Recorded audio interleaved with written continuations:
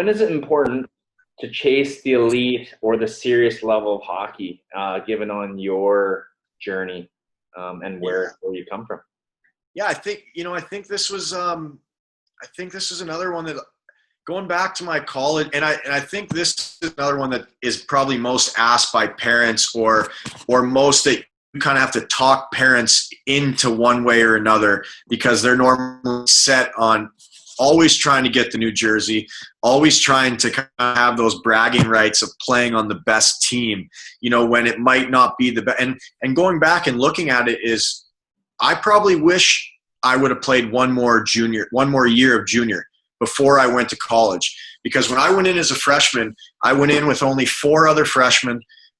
Me and another guy and myself ended up basically splitting each game as a freshman. So I played 20 games. I think he played like 18. I always played Friday nights, or I always played Saturday nights. He always played Friday.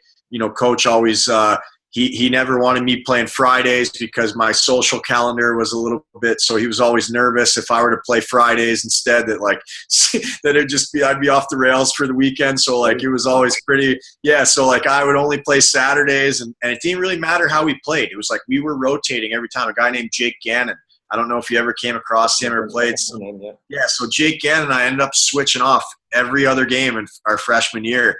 And I always look back, I never really had the choice to do it, but you always have the choice, when you're looking at it, hey, maybe I need another year of just kind of polishing where I could come in and put myself in a better position. I look at, Teddy Purcell, who ended up playing one more year in the USHL. We were the same year in USHL. He ended up playing one more year, ends up going to make an immediate impact freshman year, and then leaves after that.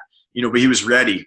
And I wasn't physically mature at that time. I was still I probably weighed 150 pounds going into college. I'm still not a big guy, but I was maybe 145 pounds, 150 my freshman year. And just what that extra year of junior could have been.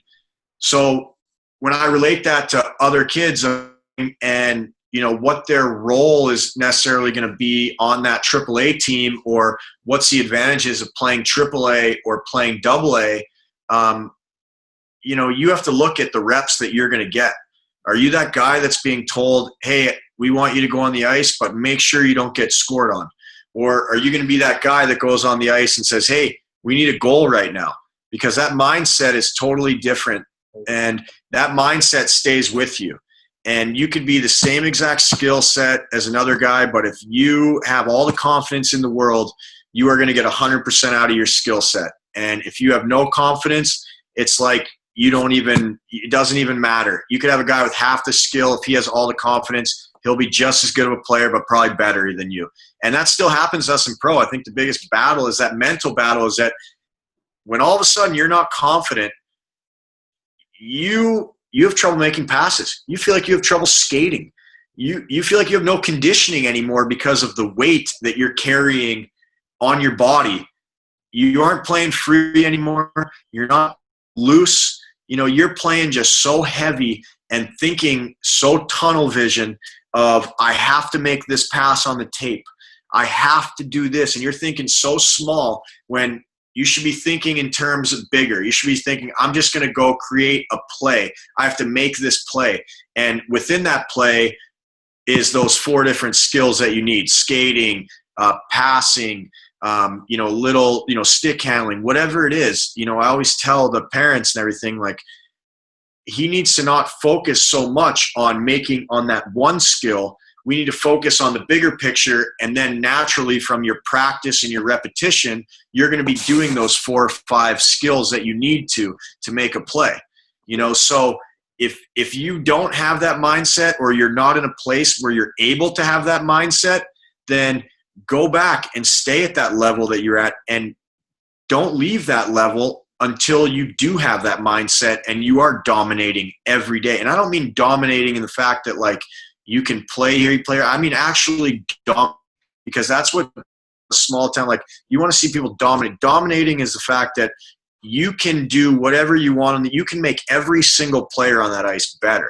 And I think that's a real important thing. And it's a hard decision to make when you have to go to school and you see guys and you see the team and they're talking about this and that. And, hey, I'm on the team. And you know what? Hey, for some people, just being on the team is great. They're happy with that. But is that your mindset? Do you want to just be on the team, or do you want to make sure that you're getting better and you're a big part of that? You know, that you're constantly improving. You know, you don't want to be the best at 15. You want to be the best at 20, at 25, at 30. You know, you got to figure out what your goals are. So, I mean, that's such an important thing, and I think it's so hard to make that choice. But if you're not getting those reps, you don't have that mindset, you're not ready to move on and play on that other team, you know? Yeah, I think most players and parents, you know, they talk to either trusted resources or professional resources that they can get an answer. You would hope that they do want some advice given on their decisions of what they want to do instead of just pushing their player into what they think they should do. Yeah. Even going back to what you're talking about too, it's not just the fact that, you know, you need to go score 100 goals in 20 games. You need to be a great player, both ends of the rink, two-way player, but also three different zones, as it provides a totally different outlook in the game. You know, you need to gain those skills, and it's not just whether it's just skating or dangling or shooting and goal scoring skills. It's the fact that you need to be able to be a team player at some point and be able to know how to back check and how to create the turnover so that your line mates and your team can get puck possession for more of that game, right? The team that usually wins will have the puck more often. It definitely gives you more advantage in the game. Yeah, and I think that's one of the reasons why I don't want to be like a coach at the youth level for like elite teams, because you are not going to be able to give every single kid those reps. And I think there's a lot of late bloomers out there.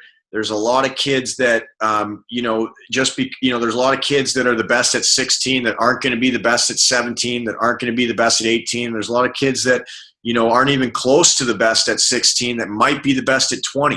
And I think that's the reason why, you know, I like being able to work with everyone and in a practice setting, you know, but also at the same time teaching them the game. You know, I think we'll get to your question of what is skill development. And then I think, you know, we'll talk about that as it's more than just, you know, skating and doing drills and things like that. So, yeah, you put them in different game situations, whether, you know, if you want to talk about the offensive zone and you're in the corners cutting back to beat the defender and checkers, how you can get to the net more efficiently and give yourself a better opportunity to score goals. Or even in the D zone, you know, able to put players in those areas that you can create turnovers and pressure them harder than having to just contain a player. You know, if the player's close to your net, you kind of have to contain them because if they beat you and you get scored. But if you got them on the half wall in the O zone, you can probably pressure a little bit more because you have that support from your line mates behind you.